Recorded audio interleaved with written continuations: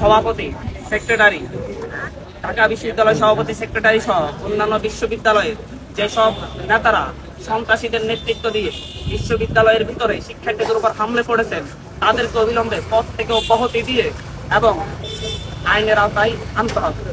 পাশাপাশি এই দেশের যতজন শহীদ হয়েছেন তাদের পরিবারের দায়িত্ব রাষ্ট্রকে নিতে হবে এবং সুষ্ঠু তদন্ত সাপেক্ষে তাদের পরিবারকে আর্থিক ক্ষতিপূরণ দিতে হবে।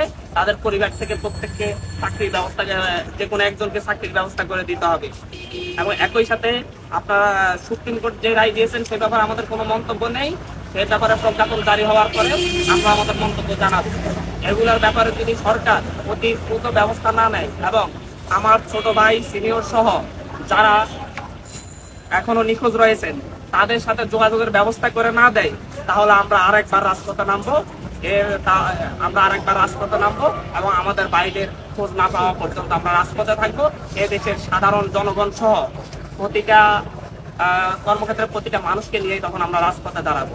এক্ষেত্রে পাশাপাশি আমি বলে দিচ্ছি, আগামী কালকের মধ্যে যদি আমরা আমাদের ভাইদের নিখোঁজ ভাইদের সন্ধান না পাই এবং আমাদের যেসব সরকারের যেসব সুবিধাভোগীরা, যেসব দায়িত্বশীলরা এই ধরনের হত্যাকাণ্ডের সাথে সামনে থেকে এবং পিছন থেকে ইন্ধন দিয়েছেন, তাদের বিরুদ্ধে ব্যবস্থা নেওয়া না হয়, তাহলে পরশুদিন থেকে আমরা এই দেশের প্রত্যেকটা সরকারি বেসরকারি প্রতিষ্ঠান সহ প্রত্যেকটা প্রতিষ্ঠানের ভাইদেরকে, আমাদের অগ্রজদেরকে আমরা আহ্বান করব, তারা যেন তাদের অফিস নিজ দায়িত্বে বন্ধ রেখে অফিসের সামনে এসে প্রতিবাদ জানায় এবং মুখে কালো পতাকা বেঁধে এরকম নির্মম হত্যাযজ্ঞ এবং গুম খুনের বিরুদ্ধে প্রতিবাদ জানাই।